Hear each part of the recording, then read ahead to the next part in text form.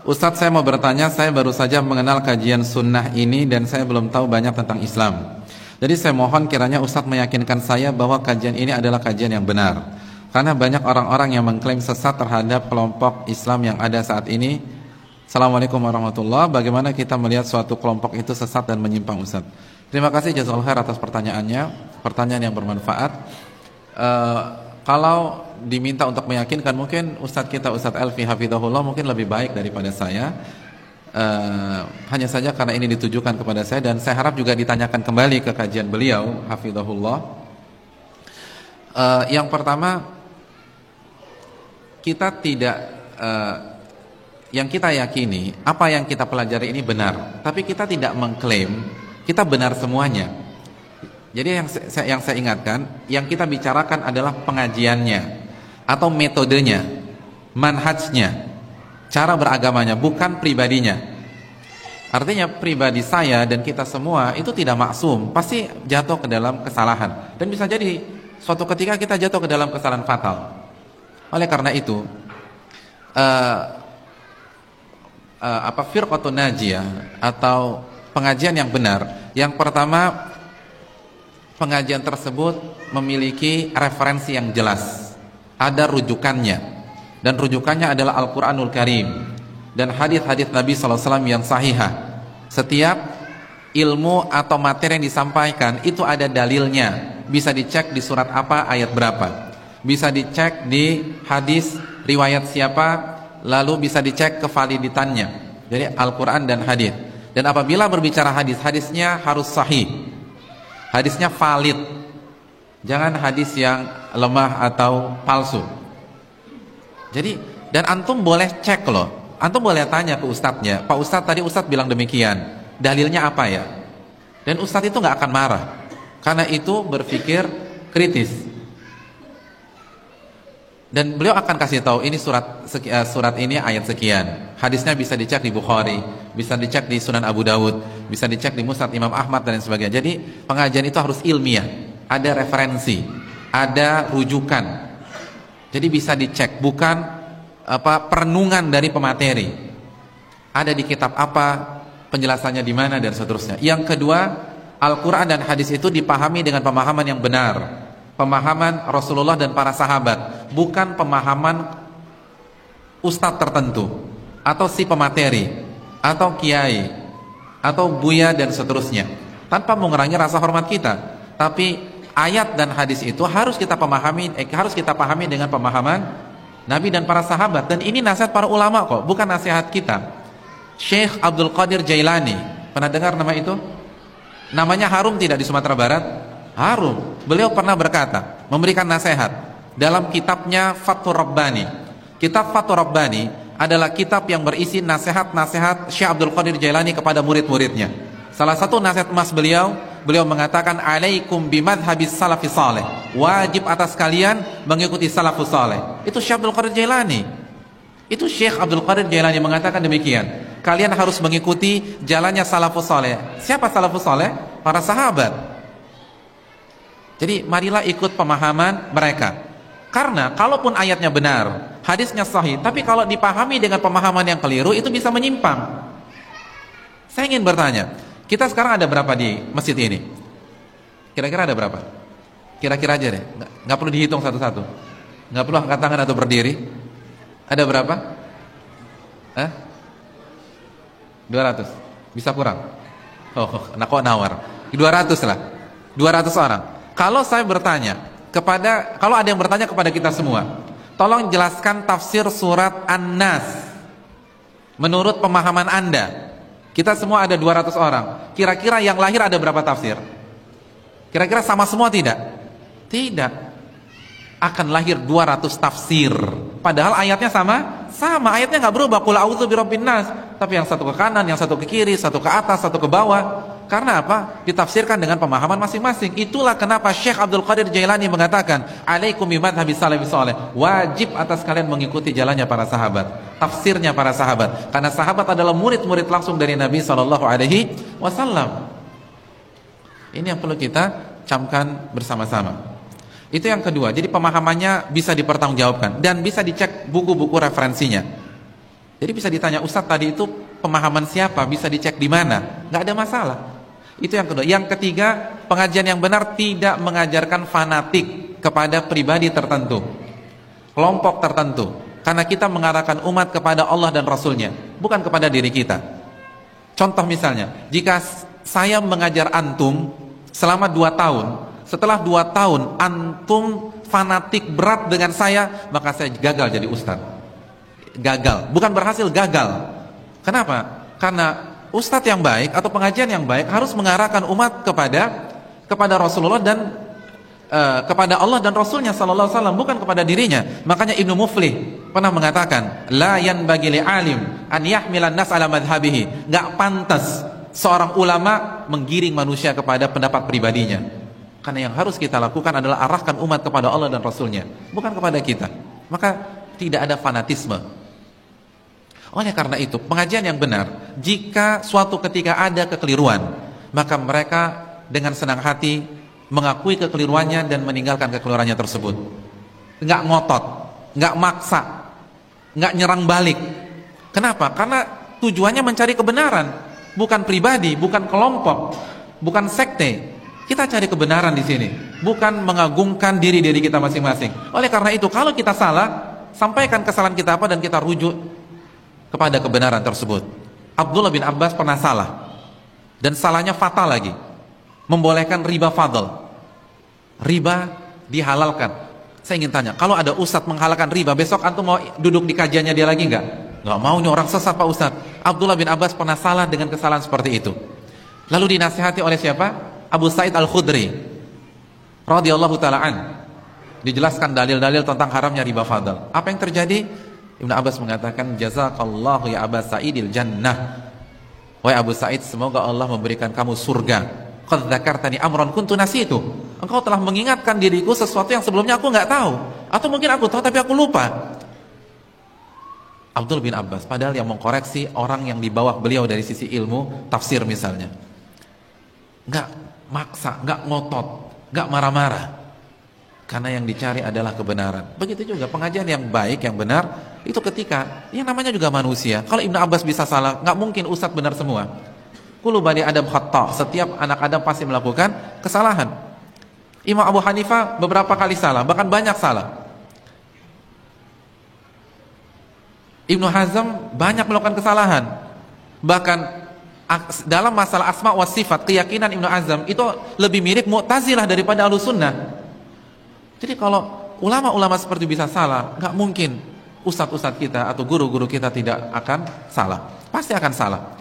Justru, dan itu wajar. Dan itu bukan berarti kita rendahkan beliau, karena itu adalah sebuah kewajaran dan kepastian. Justru yang aneh kalau kita punya ustadz 15 tahun gak pernah salah, itu justru aneh. Itu ragukan kemanusiaannya. Manusia apa enggak? Karena kalau manusia pasti salah. Dan itu wajar, biasa. Orang salah itu biasa. Dan kita gak akan ngotot. Kalau memang bisa dibuktikan kita salah, kita akan rujuk dari kesalahan. Jadi enak gitu, gak ada beban. Pengajian yang benar tuh gak ada beban. Kalau salah, Masya Allah saya salah, jazakumullah khair atas masukannya, kita akan rujuk. Kan begitu. Abu Hasan Asy'ari rujuk dari Mu'tazilah, dan beliau tanggalkan bajunya sebagai simbol beliau rujuk dari Mu'tazilah. Itu baru yang benar. Lalu setelah itu beliau meyakini keyakinan yang diyakini oleh Imam Ahmad bin Hanbal, sebagaimana dalam kitab beliau Al-Ibanah. Jadi pengajian yang benar simpel, tidak menggiring jamaah, tidak mendoktrin sepihak jamaah, hanya bicara qala Allah, qala Rasul dengan pemahaman yang benar. Dan kalau ternyata ada kegelinciran karena kita sama-sama manusia, kita dengan senang hati menanggalkan kesalahan tersebut, dan kita tidak mendidik umat fanatik kepada pengajian kita. Imam Syafi'i mengatakan, idza khalafa qawli qala Rasul fadribu biqawli ardal haid. Apabila pendapatku bertentangan dengan sunnah Nabi, maka buanglah pendapatku ke tembok. Imam Ahmad mengatakan, la tuqalliduni, janganlah kalian taklid buta kepada diriku. Jadi kita tidak mengajak fanatik kepada diri kita. Fanatiklah kepada Nabi SAW, itu saja. Dan ingin tahu sekte yang sebaliknya, ya balikkan kriteria tersebut. Tidak pakai dalil.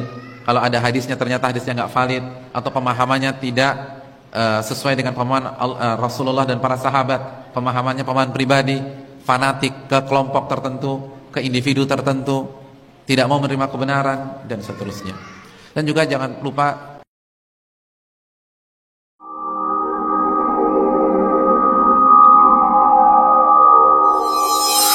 Safdah TV.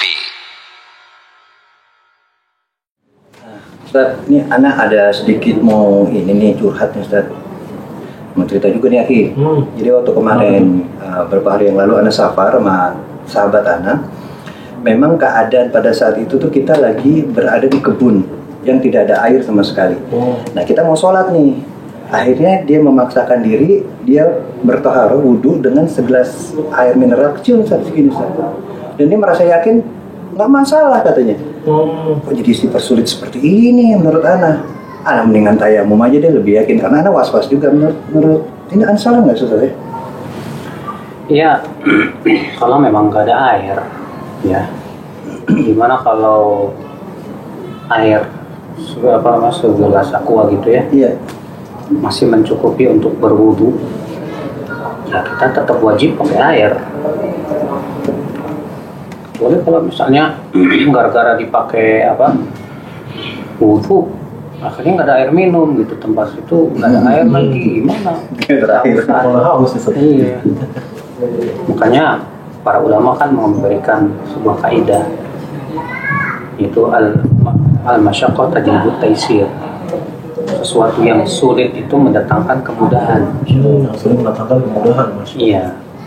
Nah, sekarang kalau misalnya ada air 1 gelas tapi berdua, sementara berwudu 1 gelas buat berdua nggak cukup, ya udah pakai aja yang cukup, 1 orang 1 gelas, misalnya 2 buat dia sendiri, yang lainnya tayamum.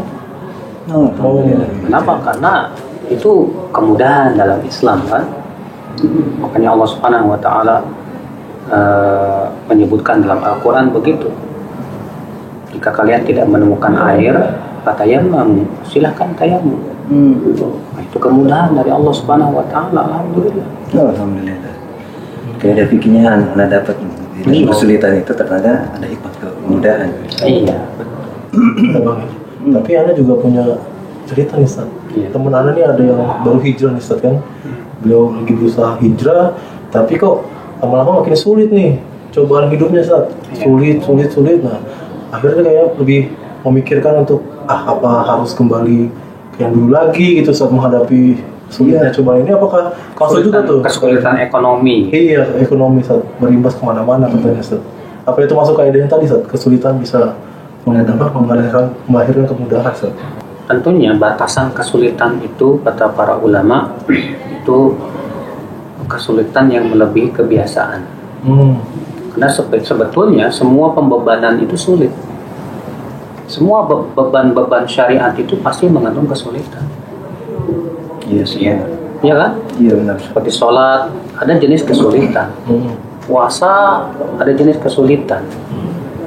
Tapi ketika kesulitan itu masih bisa kita lakukan, artinya itu masih taraf wajar.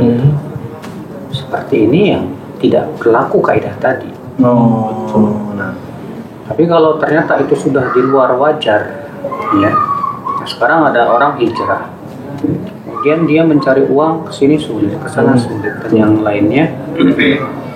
Kita lihat kesulitannya itu menyebabkan dia binasa apa enggak? Dalam artian kalau dia tidak misalnya usaha ataupun minjem setidaknya walaupun yang sifatnya sudah berusaha untuk pinjam sana sini nggak dapat pinjaman yang halal, adanya pinjaman yang haram untuk usaha dia gitu. Kalau dia nggak usaha gimana dia akan kelaparan, gimana? Nah, kaidah ini masuk dalam kaidah yang lain, namanya sesuatu yang terlarang tuh boleh dalam keadaan darurat. Nah itu contohnya gimana itu? Iya. Apa itu darurat? Darurat itu artinya membahayakan jiwa atau harta atau agama atau keturunan atau akal, itu namanya darurat. Kalau membahayakan jiwa kita, ya darurat gimana lagi? Ya udah saya pinjam uang dari sesuatu yang haram karena setelah mencari yang halal nggak ada ya. Ya udah gimana lagi? Adapun kalau misalnya dia sudah cari ke sana gagal lagi. Ya sebetulnya memang itu cobaan. Allah ingin melihat sebatas mana, sejauh mana kejujuran dia dalam hijrah. Ya Allah mengatakan alif lam mim ahasiban nas ayyutraku ayyaqulu amanna wa hum la yuftanun. Apakah manusia mengira dibiarkan berkata kami beriman, dia tidak diuji? Sungguh pasti Allah akan uji dulu. Ya. Selama dia masih bisa mencari yang halal, dan rezeki yang halal itu sebenarnya banyak. Dan Rasul juga mengatakan lan tamuta nafsun hatta yastawfiya rizqah. Jiwa itu tidak akan meninggal sampai rezekinya habis. Artinya kalau sudah habis rezekinya pasti mati. Selama masih dia belum mati, masih ada rezeki. Cuman harus kita usahakan terus dari cari yang halal. Yang penting kita usaha dan tawakal. Jangan putus asa, nggak boleh putus asa. Karena sebagian orang kan karena kesabarannya sangat sedikit, dia sudah berusaha segini gagal terus, akhirnya apa? Sudahlah ini kesulitan. Kita belum bisa. Kenapa? Karena sebetulnya ini masih sesuatu yang sifatnya ujian dari Allah. Kewajiban dia sabar aja dulu. Harus peka kitanya juga ya. Iya. Kita juga harus bersungguh-sungguh. Allah ingin melihat kesungguhan kita dalam hijrah masalahnya. Insya Allah banyak kok teman-teman setelah mereka diberikan oleh Allah ujian, kesusahan demi kesusahan, ternyata sedikit demi sedikit akhirnya perekonomianya mulai meningkat.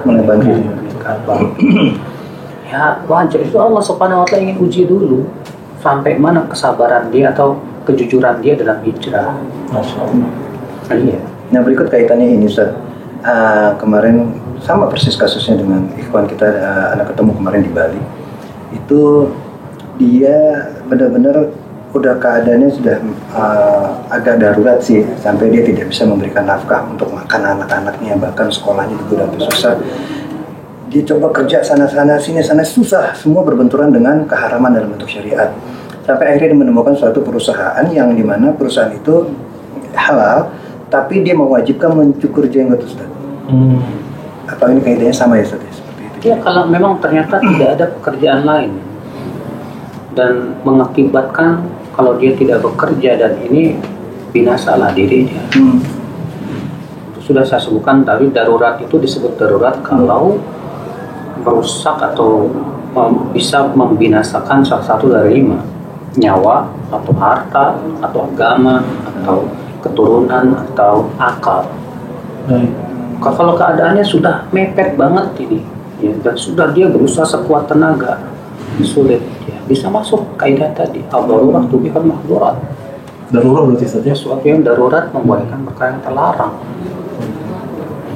Jadi tidak membuat dia berpikir bahwa Islam itu sulit, ya, membuatkan tekanan. Ya sebetulnya ya ujian dan cobaan dari Allah Subhanahu wa Ta'ala pasti semuanya akibat dosa-dosa dia juga.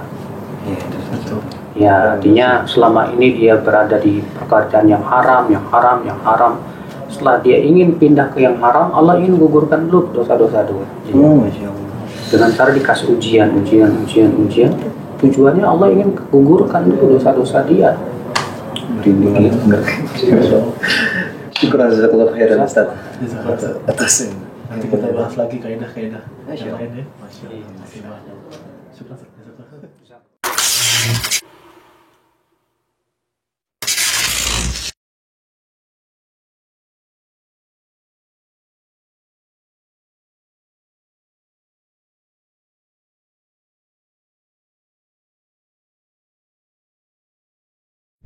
Sebuah nasihat dari Syekh Muhammad bin Ibrahim Al-Hamad dalam kitab beliau Al-Asbabul Mufidah fi Iktisabil Akhlaq Al-Hamidah, yang artinya sebab-sebab yang bermanfaat untuk menggapai akhlak yang mulia, agar kita memiliki akhlak yang baik. Maka kata beliau, sebab utamanya adalah salamatul akidah, kita memiliki akidah yang benar. Fasya'nul akidati azimun wa amruha jalilun. Karena urusan akidah itu sangat agung, permasalahan akidah itu sangat besar di dalam agama Islam. Fasulu fil ghalib thamaratun lima yahmiluhul insan min fikrin wa ma ya'taqiduhu min mu'taqadin wa ma yadinu bihi min dinin. Maka akhlak manusia pada umumnya adalah buah dari pemikirannya, akidahnya, dan amalnya kepada Allah Subhanahu wa ta'ala.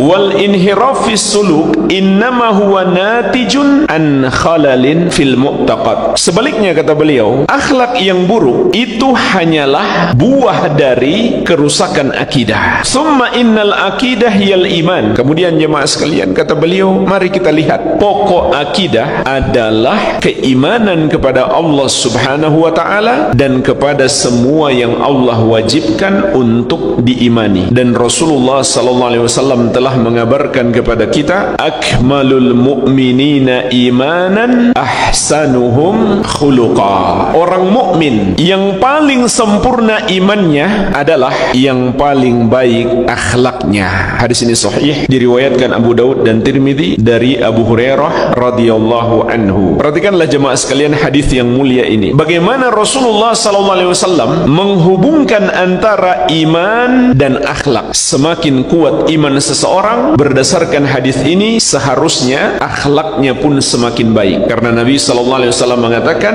akmalul mu'minina imanan ahsanuhum khuluqa. Orang mukmin yang paling sempurna imannya adalah yang paling baik akhlaknya. Begitu pula dalam hadis yang diriwayatkan Al-Bukhari dan Muslim dari Abu Hurairah radhiyallahu anhu, Rasulullah sallallahu alaihi wasallam bersabda, man kana yu'minu billahi wal yawmil akhir falyakul khairan aw liyasmut. Barang siapa beriman kepada Allah dan hari akhir, hendaklah dia berkata-kata yang baik atau diam. Wa man kana yu'minu billahi wal yawmil akhir falyukrim dhaifahu. Dan barang siapa yang beriman kepada Allah dan hari akhir, hendaklah dia memuliakan tamunya. Wa man kana yu'minu billahi wal yawmil akhir falyukrim jarahu. Dan barang siapa yang beriman kepada Allah dan hari akhir, hendaklah dia memuliakan tetangganya. Lihat jamaah sekalian, bagaimana Rasulullah sallallahu alaihi wasallam menghubungkan antara pokok akidah dengan akhlak mulia. Beriman kepada Allah dan hari akhir adalah pokok akidah, adalah akidah yang paling agung, dihubungkan oleh Rasulullah sallallahu alaihi wasallam dengan akhlak mulia, yaitu kalau kita mau berucap, berucaplah yang baik. Kalau tidak ada bahan untuk mengucapkan yang baik, maka diam. Memuliakan tamu dan memuliakan tetangga. Maka orang yang memiliki pokok akidah ini, dia beriman kepada Allah dan dia beriman kepada hari akhir, hari kiamat, haruslah dia memiliki akhlak yang mulia. Karena itu bukti bahwa dia benar-benar beriman. Kalau seseorang benar-benar beriman kepada Allah, maka dia pun tunduk terhadap semua aturan-aturan Allah Subhanahu wa ta'ala. Termasuk yang Allah tetapkan aturannya yang sangat indah adalah seorang hamba memiliki akhlak yang mulia. Kalau seseorang beriman kepada hari akhir, adanya hari kebangkitan, hari pembalasan, pastilah dia memiliki akhlak yang mulia. Karena dia yakin setiap akhlak baiknya akan mendapatkan balasan pahala. Begitu pula sebaliknya, dia meyakini setiap akhlak buruknya akan mendapatkan balasan azab dari Allah Subhanahu wa ta'ala. Oleh karena itu jemaah sekalian, apabila baik akidah seseorang, pastilah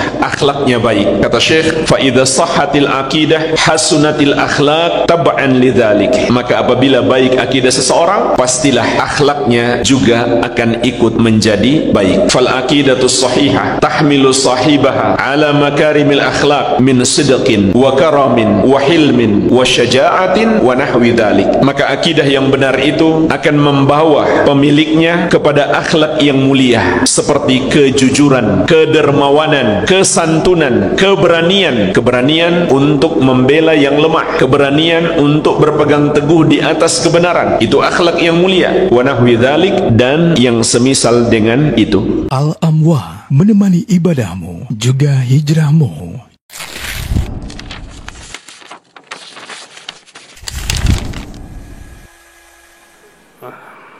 Ustadz, bagaimana mendapatkan syafaat dari Rasulullah Shallallahu Alaihi Wasallam di hari kiamat.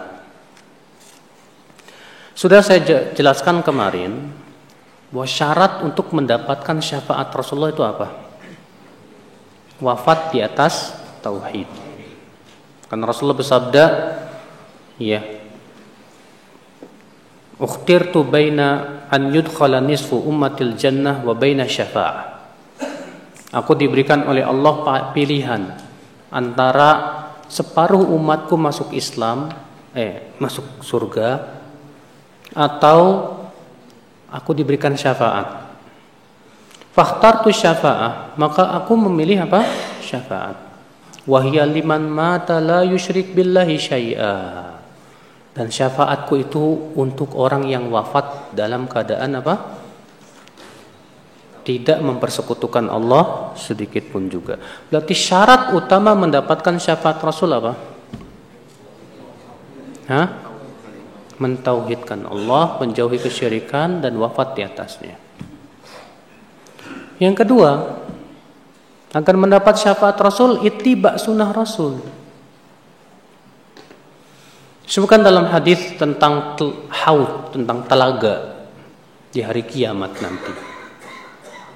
Kata Rasulullah, la taridunna alayyal haud. Kalian nanti di hari kiamat benar-benar akan singgah di telaga haudku. Fayahtalija aqwamun min ummati. Lalu kemudian ada beberapa kaum dari umatku yang tidak bisa minum. Ya. Fa'aqul, lalu aku memanggil mereka. Ila ain, mau kemana kalian? Mereka berkata, ilan nar, ke neraka. Lalu aku memanggil mereka, ummati, ummati, umatku, umatku, kemari. Faqila li, lalu dikatakan kepadaku, ya Muhammad, innaka la tadri ma ahdatsu ba'dak.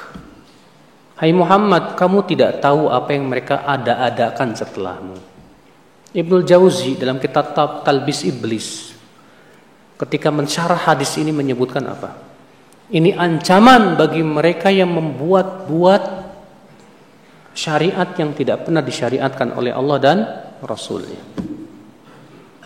yang merubah-rubah aturan Allah, ya, bahwa mereka terancam tidak bisa minum di telaga haud. Nanti orang yang tidak bisa minum telaga haud otomatis nggak dapat syafaat Rasul juga, Pak. Maka dari itulah ya akal Islam azani Allah wa iyyakum. Kalau kita yang dapat syafaat Rasul, ikuti sunnah Rasul. Ikuti, jadikan Rasulullah sebagai suri tauladan hidup kita. Nah, di sana juga ada amalan-amalan yang Rasulullah sebutkan orang yang mengamalkannya dapat apa? Syafaat. Di antaranya apa? Menjawab azan. Ya, kata Rasulullah, "Faman sa'ala liyal wasilah halat lahu syafa'ati yaumal qiyamah." Siapa yang meminta akan untuk wasilah, halal untuknya syafaatku pada hari kiamat. Ya. Nah, itu menjawab azan. Maka dari itu usahakan kalau ada azan kita jawab. Walaupun memang pendapat yang rajih dari pendapat para ulama, menjawab azan itu hukumnya tidak wajib, hukumnya sunnah muakkadah saja. Adapun hadis yang mengatakan bahwa orang yang tidak menjawab adzan itu nanti mayatnya berat, ini dusta, Pak. Ya, atas nama Rasul Shallallahu Alaihi Wasallam. Dan ini hadis baru muncul di zaman sekarang, Pak. Ya, dibuat orang-orang yang doyan buat hadis itu. Tujuannya sih bagus, ingin memotivasi orang untuk apa? Tapi caranya dengan berdusta. Kalau Bapak belajar dalam ilmu hadis, perawi pendusta yang paling berbahaya itu perawi yang soleh, seperti Nuh bin Abi Maryam, Maisarah bin Abdi Rabbi. Dua-duanya orang soleh, tapi karena bodoh dia mengira boleh berdusta atas nama Rasulullah untuk memberikan motivasi orang ibadah. Akhirnya dia yang bikin tuh keutamaan surat-surat Al-Quran per surat tuh. Iya, tapi setelah itu dia taubat. Setelah dia tahu nggak boleh, taubat. Iya. Kenapa berbahaya, dan ini yang paling bahaya? Kenapa? Karena orang akan percaya sama orang soleh, Pak. Wah, ini kok berjenggot dia, wah orangnya soleh, sholatnya rajin, gak mungkin lah dia berdusta. Iya. Makanya kata para ulama, syarrul wadda'in ya qaumun salihun. Ya, wada'u ala Rasulillah sallallahu alaihi wasallam. Seburuk-buruk orang yang membuat hadis Rasul itu orang-orang soleh yang bodoh, yang mereka membuat hadis demi untuk memberikan motivasi orang ibadah. Hati-hati ya, akhi.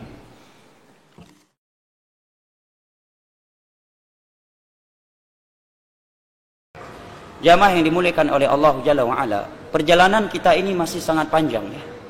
Kita baru di ronde kedua setelah alam rahim. Sebelumnya, setelah kematian, perjalanan kita lebih panjang daripada sebelumnya. Kita setelah kematian akan ada alam barzakh. Allah berfirman, hatta idza jaa ahaduhumul maut qala rabbi irji'un la'alli a'malu salihan fima tarak. Kalla innaha kalimatun huwa qailuha wa min waraihim barzakhun ila yaumi yub'atsun. Tatkala kematian mendatangi salah satu di antara mereka, dia menyatakan, ya Allah, kembalikan aku. Kembalikan aku ke dunia.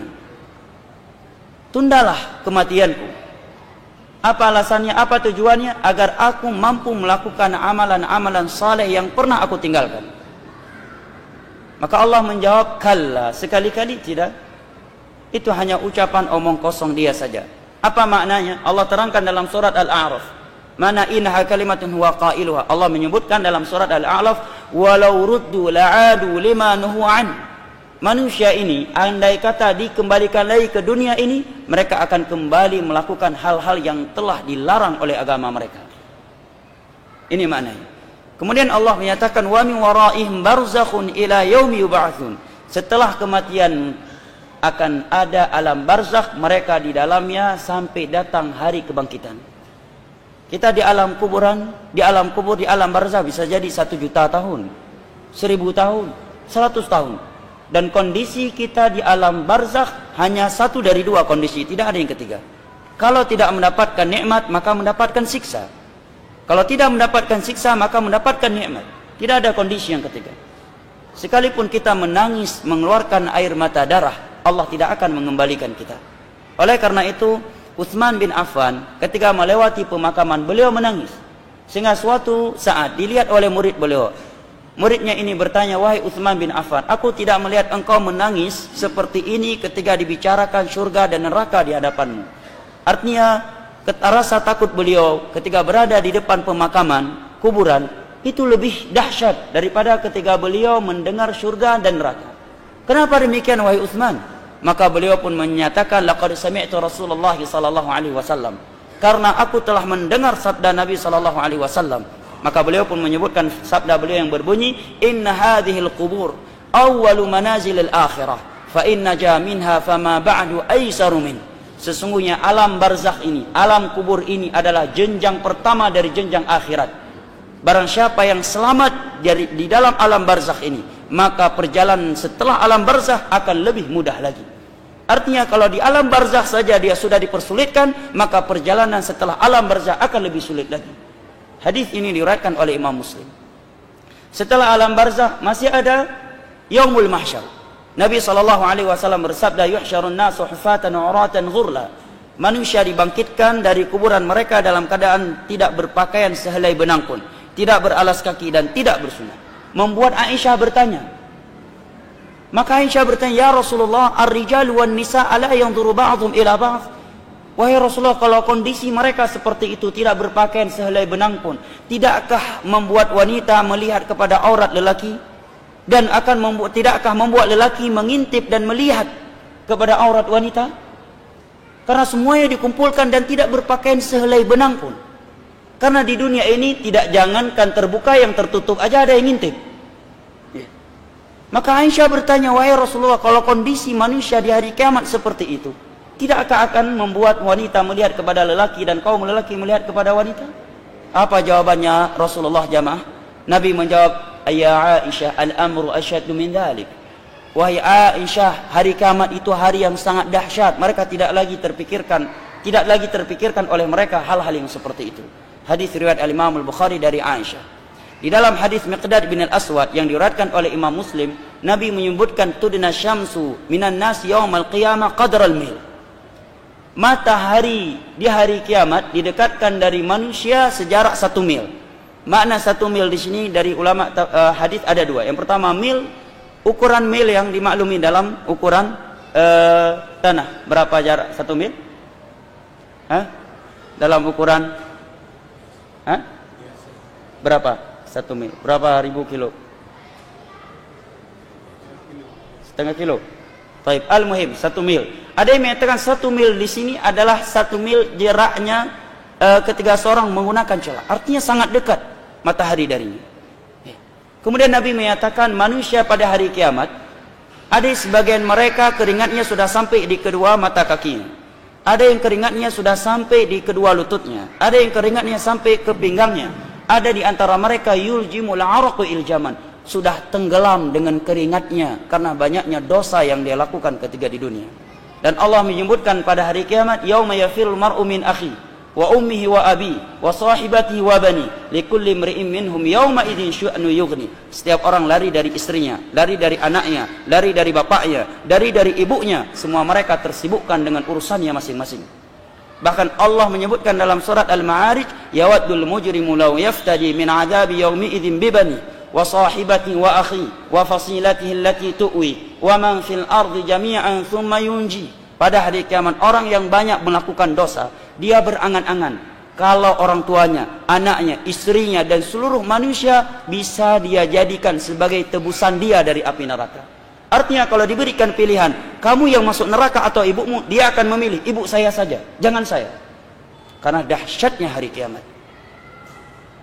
Setelah padang mahsyar akan ada hisab, dan hisab itu ada 2. Yang pertama arad, pemaparan. Allah sebutkan dosa hamba tersebut, kemudian ketika dia sudah pesimis dari rahmat Allah, Allah menyatakan laqad sartatuha 'alaika fid dunya wa ana aghfiru lakal yauma. Di dunia aku telah aku tutupi dosa kamu ini, maka pada hari ini aku akan mengampuninya. Ini hanya pemaparan, tidak didiskusikan oleh Allah. Ini hisab yang disebut dengan arad. Hadisnya riwayat Imam Muslim. Yang kedua niqash. Hisab yang bentuknya niqash, diskusi dari Allah. Maka Nabi menyatakan man nuqisha fil hisab udzi. Barang siapa yang didiskusi oleh Allah terhadap dosa-dosa yang dia lakukan, maka pasti dia akan diadab setelah itu. Artinya kalau sempat Allah bertanya, kenapa kamu melakukan ini? Kenapa kamu melakukan ini? Kenapa kamu melakukan ini? Maka orang yang seperti ini hisabnya, kata Nabi, udzi, pasti akan diadab setelah itu. Setelah hisab akan ada mizan. Setelah mizan akan ada perintah mengambil buku catatan amalan. Kalau kita mengambil dengan tangan kanan dari sebelah kanan, maka kita akan beruntung. Tetapi jika kita termasuk dari orang-orang yang mengambilnya dari sebelah kiri, dengan tangan kiri, dari belakang punggung kita, maka kita akan celaka. Sebagaimana yang Allah sebutkan dalam surat Al-Insyiqaq. Setelah itu belum selesai jamaah. Masih ada as-sirat. As-sirat sebuah jembatan yang disebutkan oleh sahabat Jabir, adaq minasy'ar wa ahad minasif. Lebih tipis daripada rambut dan lebih tajam daripada pedang. Sungguh tak terbayang bagi kita. Memang tidak terbayang, itu alam gaib. Coba bayangkan, jembatan lebih tipis daripada rambut, lebih tajam daripada pedang. Kemudian Nabi sebutkan di bawahnya api neraka yang menyala-nyala, dan di atasnya ada duri-duri yang menyambar siapa yang Allah perintahkan. Sehingga Nabi menyebutkan di antara mereka ada yang melewatinya secepat kilat, ada yang secepat mata memandang, ada yang secepat kuda, ada yang secepat orang yang berlari. Ada yang berjalan kemudian jatuh sehingga tersungkur ke dalam api neraka yang ada di bawahnya. Setelah itu barulah syurga dan neraka jika kita tidak termasuk dari golongan yang Allah hentikan di qantarah setelah as-sirat. Apa itu qantarah? Tempat penegakan qisas.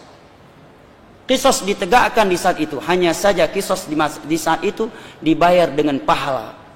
Kalau pahala kita tidak cukup untuk membayar kezaliman kita kepada orang-orang yang pernah kita zalimi ketika di dunia pada harta mereka, kehormatan mereka atau darah mereka, maka kata Nabi dosa-dosa mereka Allah kumpulkan, Allah timpakan kepada orang yang pernah melakukan kezaliman kepada mereka. Sehingga pada hari kiamat bisa jadi orang di dunia nggak pernah berzina, bertemu dengan Allah menanggung dosa zina.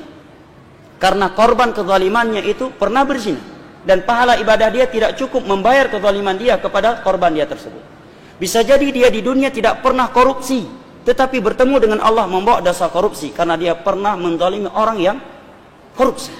Bisa jadi di dunia dia tidak pernah berjudi, tidak pernah menjadi LGBT, tetapi pada hari kiamat membawa dosa itu semuanya karena korban dia ada di antara mereka dan pahala ibadah dia tidak cukup untuk menebus kezaliman dia terhadap mereka.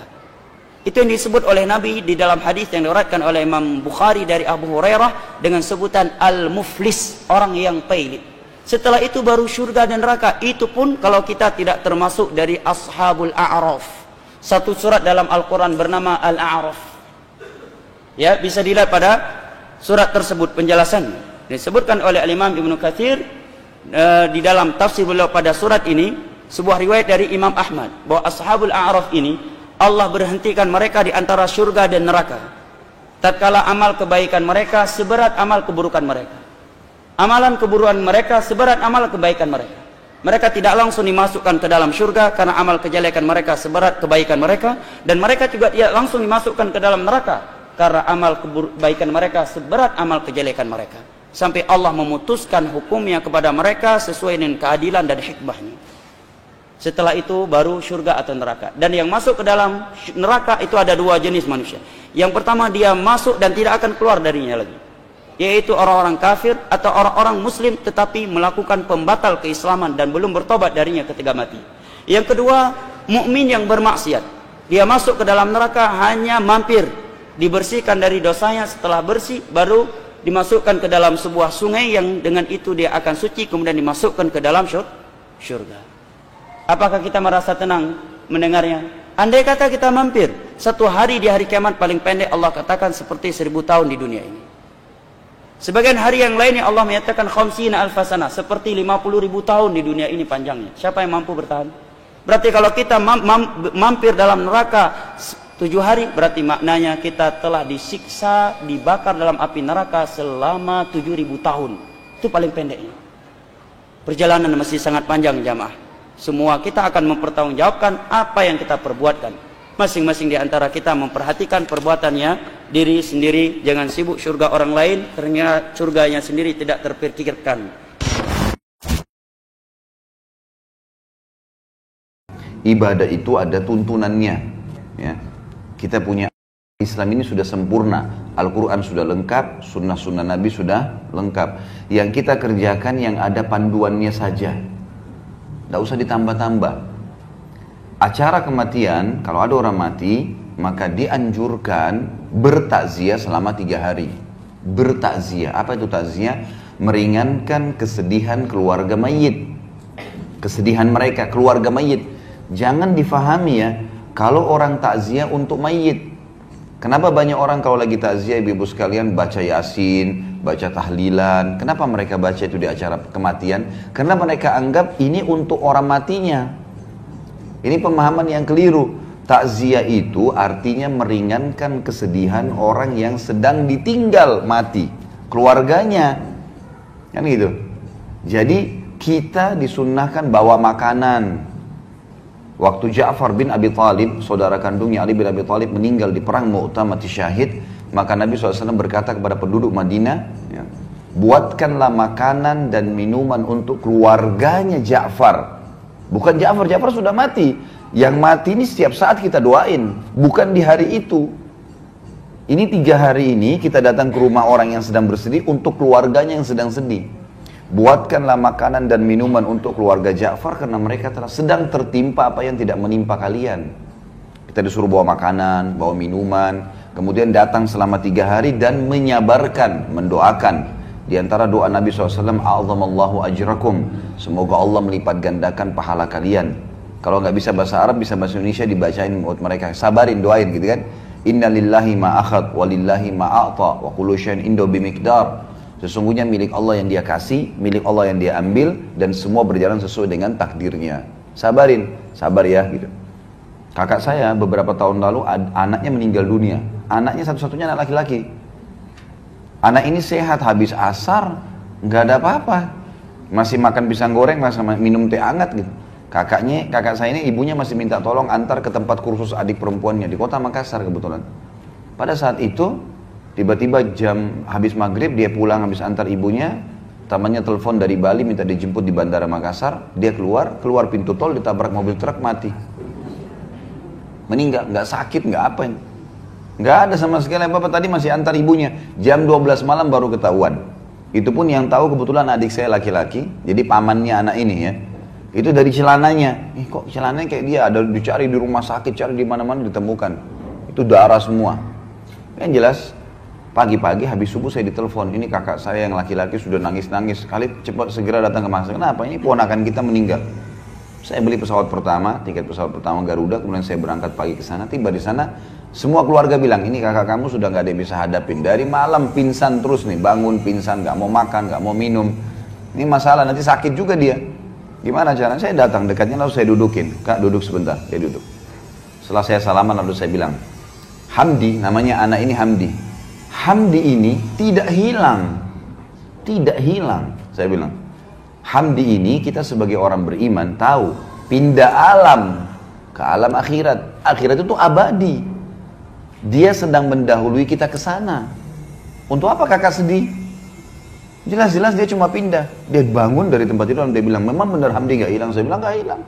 Orang beriman yakin mati itu sebuah pintu untuk menuju kepada kehidupan abadi. Jadi nggak usah sedih dengan mati. Memang mati itu harus dilalui proses. Bukan cuma manusia, hewan, tumbuh-tumbuhan, semua mati. Gitu kan? Mati itu sebuah pintu, kalau kita masuk kita akan menuju ke rumah abadi kita. Cuman di sana ada surga atau neraka, baik atau buruk, gitu kan? Penentuannya sekarang. Jadi jangan anggap anak ini hilang. Yang penting, seperti ibaratnya saya bilang sama kakak saya, seperti saya sama kakak mau ke Surabaya nih dari Makassar. Kebetulan tiketnya Hamdi jam 9 pagi, saya sama kakak jam 3 sore. Kita akan ketemu kok di sana. Yang penting tiketnya sama, iman dan amal saleh. Kalau sama ketemu di sana, gak usah khawatir. Orang tua kita yang meninggal, anak kita yang meninggal, suami istri yang meninggal, gak ada masalah. Orang mukmin tahu.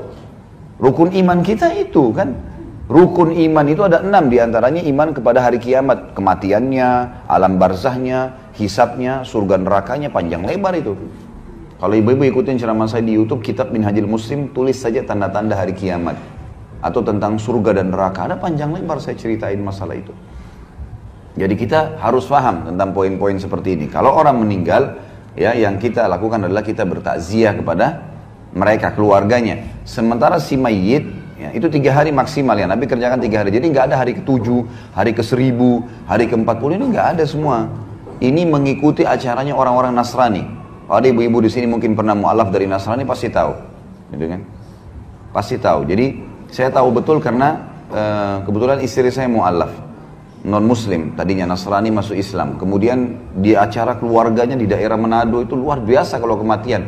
Hari ke-3, hari ke-7, hari ke-40, hari ke-1000 mereka main gaple di situ, mereka makan, mereka semua pesta-pestaan.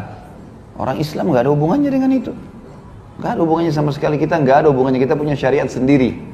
Takziah 3 hari maksimal. Dan sabarin, bawain makanan, pulang. Jangan duduk di situ. Gak usah lama-lama. Nabi SAW dalam 1 hari bisa datang sampai 3-4 kali ke rumah orang yang sedang bersedih. Baik. Untuk si mayit, apa yang kita lakukan? Perbanyak amal buat dia. Beristighfar untuknya. Dan itu setiap saat. Selama kita hidup, kita selalu beristighfar untuk dia. Ya Allah, ampuni dia, rahmati dia. Jadikan kuburannya taman dari taman surga. Terus bersedekah buat dia. Ada masjid lagi dibangun, kita sumbang atas nama si mayit. Itu boleh, nggak masalah. Sumbangkan Quran di masjid atas nama dia, ya. Apapun yang bersifat amal jariah, pembangunan jalan lah, penggalian sumur lah, apa saja yang bisa jadi kebaikan buat dia. Dan masuk dalamnya juga haji dan umroh. Karena pernah memang ada ada seorang sahabat datang kepada Nabi SAW dan berkata, ya Rasulullah, ayah saya sudah meninggal. Yang satu bilang ayah saya sudah lumpuh total, gak bisa lagi safar, tapi belum pernah haji dan umroh. Bisa saya haji umrohkan? Kata Nabi SAW, haji dan umrohkan lah. Jadi boleh dihajikan dan diumrohkan, gitu kan? Di yayasan saya misalnya, saya buat program, setiap tahun tuh banyak sekali jemaah yang ikut. Untuk haji itu $1.500, 1.500 US. Nanti kami kasih ke mahasiswa-mahasiswa di sana, mahasiswa kita Indonesia yang di Madinah, kasih mereka, nanti mereka hajikan. Ya. Gitu kan? Kalau umroh itu kalau tidak salah ya sekitar $300. Jadi ibu-ibu biar tidak mampu untuk umrohkan, hajikan orang tua, bisa melalui orang-orang ini gitu. Bisa kita pakai tenaga-tenaga mereka, asal orang terpercaya. Nah, banyak juga ini orang-orang kita, Karena pas masuk di hotel di Mekah, apalagi kalau yang ikut pemerintah ya, kalau ONH Plus biasanya dijaga tuh. Kalau yang ikut pemerintah ini karena buildingnya terbuka, banyak orang Bangladesh, banyak orang India masuk, nawar-nawarin badal haji. 1 kali haji 50 real. Ini nggak benar ini, nggak ada 50 real. Bagaimana caranya haji 50 real? Dia kumpul sampai 100 orang tuh. 1 kali haji 100 orang, gimana caranya? 1 haji 1 orang, nggak bisa. Gitu kan? Belum biaya kemah, belum transportasi, belum segala macam. Nah ini termasuk bisa untuk orang meninggal. Jadi didoakan setiap saat, selalu sedekah jariahkan buat dia, sedekah buat dia perbanyak. Kemudian juga kita haji dan umrohkan buat dia. Gitu kan? Ini yang boleh. Jadi kita harus bedain ya, syariat kita jelas kok. Nggak ada sesuatu yang keliru. Jadi perayaan hari 1000 mati ini tidak pernah ada. Setiap hari kita ingat dia, bukan hari ke-1000. Setiap hari kita sedekah, setiap hari kita doain, setiap detik kita doain. Ingat ibu kita langsung, ya Allah ampuni rahmati. Ingat ayah kita, ya Allah ampuni dan rahmati. Setiap saat anak kah, saudara kah, setiap saat kita doakan. Karena tradisi seperti ini adalah tradisi orang non-muslim yang ditarik ke Islam. Saya kemarin sebulan lalu kalau salah ya, saya ke Singkawang. Singkawang itu ada ungkapan Hongkongnya Indonesia. 50% doang penghuni muslim di sana. Dan tahukah, di sana ada pengusaha muslim yang punya mall, hadirin, 8 lantai. Punya mall 8 lantai. Penjaga semuanya yang ikhwan jingkrang, jenggot, yang akhwat pakai cadar. Ini real, seksana mulai. Semua dijual ada itu. Mulai dari buku lantai bawah, baju muslim, perabotan, ada semua. Sampai food courtnya di lantai 8. Anda cari CV Arli. Saya tidak ingin menyebut ownernya, tapi ketahuilah, saya kemarin dapat cerita nih menginspirasi sekali ya. Setiap perjalanan ada inspirasi. Kita salah satu ustadz yang ngajar di situ. Jadi punya kajian dia rutin entah berapa, seminggu sekali atau 2 minggu sekali untuk karyawan semuanya. Ustadz bilang, saat owner ini Pak Fulan ini, kalau pas Covid kemarin itu rugi sebenarnya. Karyawannya ratusan hadirin, tapi dia nggak mau cut off karyawan di PHK semua, nggak mau. Tetap jalanin. Dan subhanallah, makin besar. Zakatnya aja, itu ratusan juta hadirin. Itu kalau zakatnya 2,5% ratusan juta, berarti kebayang nggak berarti kan omsetnya. Dan kemudian beliau setiap kali 30 menit sebelum azan sudah berada di masjid. Ini pengusaha seperti ini. Grow up terus bisnisnya. Dan ketahuilah sekarang udah punya iqamah, digratisin. Jadi kalau ke Mekah itu nggak perlu apply visa lagi. Karena saking seringnya tiap tahun itu umroh itikaf dan sering sekali haji. Tiap tahun haji.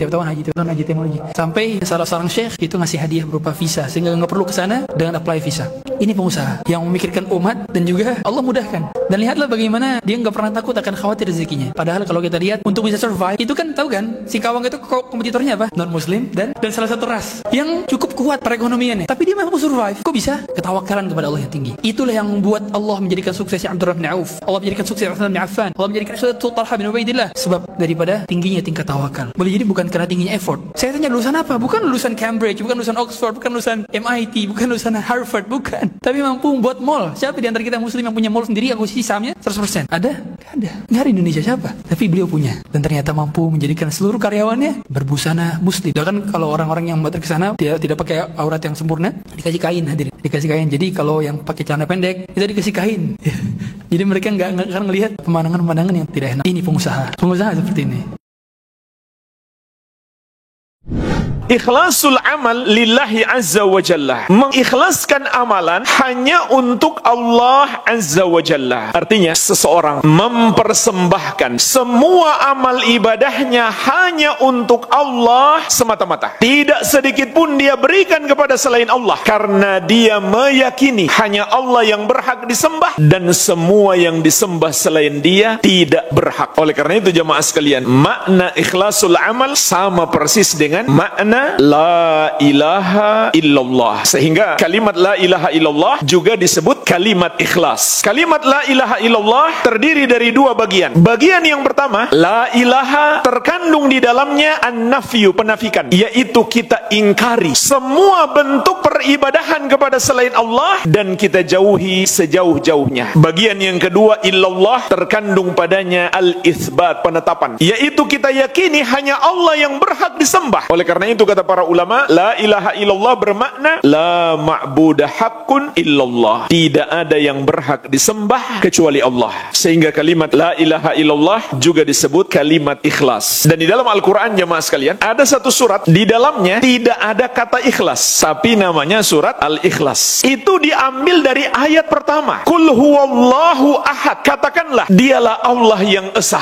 Artinya apa? Hanya dia yang boleh kita tuhankan, hanya dia yang boleh boleh kita sembah, tidak boleh kita menyembah kepada selainnya atau menuhankan selain dia. Itulah sebabnya surat ini disebut surat Al-Ikhlas, karena ayat pertama bermakna pemurnian ibadah hanya untuk Allah, sebagaimana juga firman-Nya, wa ma umiru illa liya'budullaha mukhlishina lahuddina hunafa, dan tidaklah mereka diperintahkan kecuali beribadah kepada Allah dengan mengikhlaskan ibadah mereka itu hanya untuk Allah. Maksudnya memurnikan ibadah mereka, hanya mereka persembahkan kepada Allah yang satu saja dalam keadaan mereka hunafa, artinya mereka menjauhi dosa syirik, mempersembahkan ibadah mereka hanya untuk Allah semata. Jadi ikhlasul amalillah artinya adalah tauhid. Dan jemaah sekalian, di sini ada faidah. Tauhid dan ikhlas adalah dua kata yang masuk dalam kaidah idza jtama'a ikhtalafa wa idza ikhtalafa ijtama'a. Kalau mereka berdua berkumpul, maka mereka berdua berpisah. Kalau mereka berdua berpisah, maka mereka berdua berkumpul. Maksudnya gimana? Dua kata dalam dalil-dalil syar'i kalau disebut bersamaan maknanya menjadi beda, tapi kalau disebut secara terpisah maknanya menjadi sama. Contoh jemaah sekalian, iman dan Islam. Kalau disebut bersamaan, iman itu adalah amalan batin, Islam adalah amalan zahir. Tapi kalau disebut terpisah, iman saja, maka iman mencakup amalan zahir dan batin. Atau Islam saja, maka Islam mencakup semua amalan, baik zahir maupun batin. Begitu pula tauhid dan ikhlas. Kalau disebut bersamaan, maka tauhid lawannya adalah syirik besar, dan ikhlas lawannya adalah syirik kecil, riya. Namun kalau disebutkan secara terpisah, tauhid saja atau ikhlas saja, lawannya mencakup dua-duanya. Sehingga ikhlas di sini juga mencakup makna niat yang murni karena Allah semata, yaitu seorang beribadah hanya demi mengharapkan balasan dari Allah Subhanahu wa taala, yaitu balasan surga dan dijauhkan dari api neraka. Tidak sedikit pun tercampur di hatinya keinginan untuk dipuji orang. Maka ini termasuk makna ikhlas. Al-Amwah, menemani ibadahmu juga hijrahmu.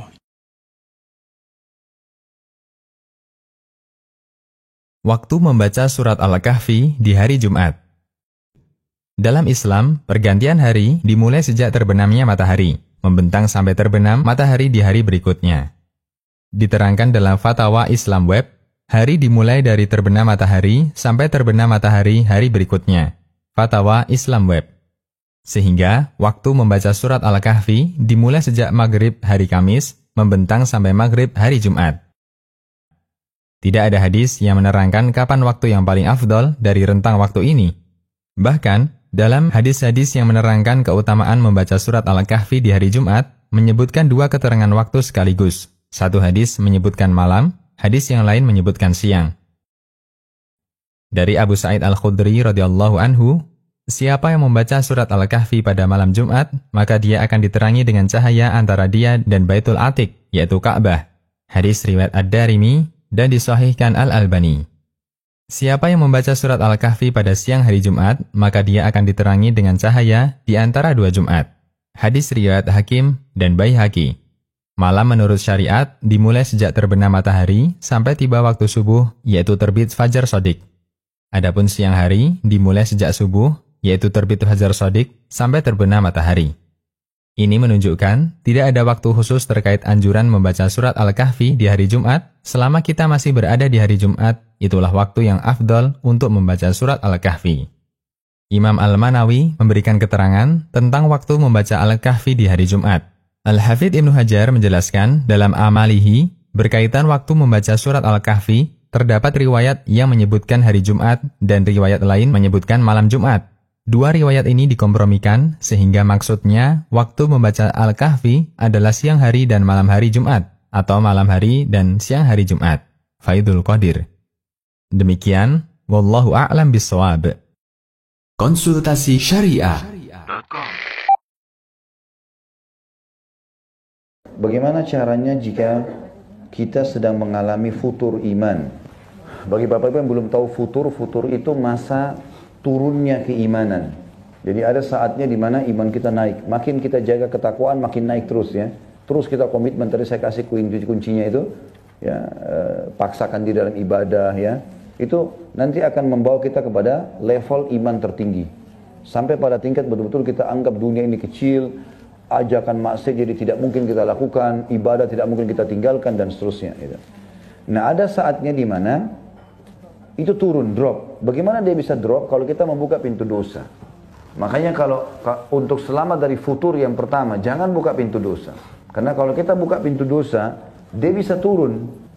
Makin kita ulangi makin turun. Ada orang drop sama sekali.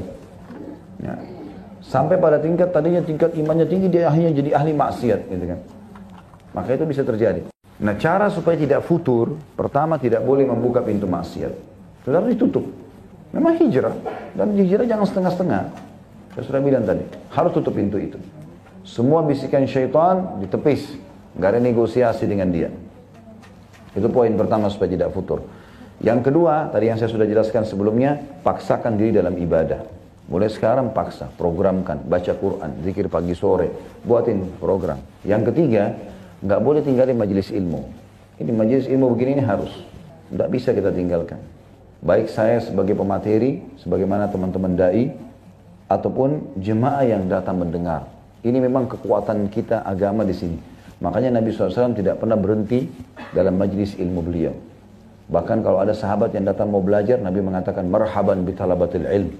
Selamat datang para penuntut ilmu. Bahkan Nabi SAW punya banyak hadis yang disebutkan kepada kita tentang keutamaan majlis ilmu.